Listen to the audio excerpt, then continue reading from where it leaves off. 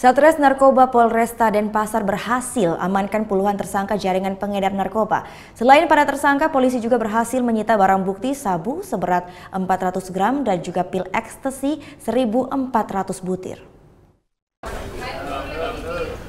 Upaya jajaran kepolisian untuk memberantas peredaran narkoba terus gencar dilakukan.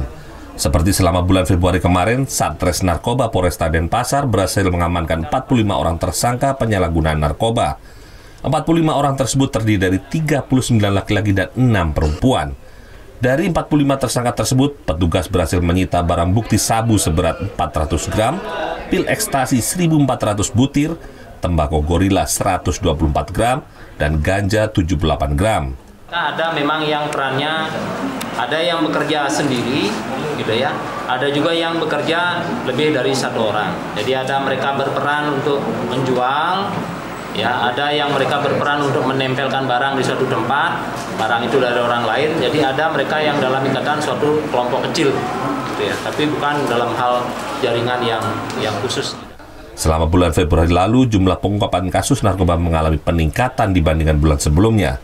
Oleh karena itu, pihak kepolisian menghimbau kepada para orang tua untuk lebih ketat melakukan pengawasan terhadap anak-anaknya. Surya Sanjaya melaporkan untuk NET.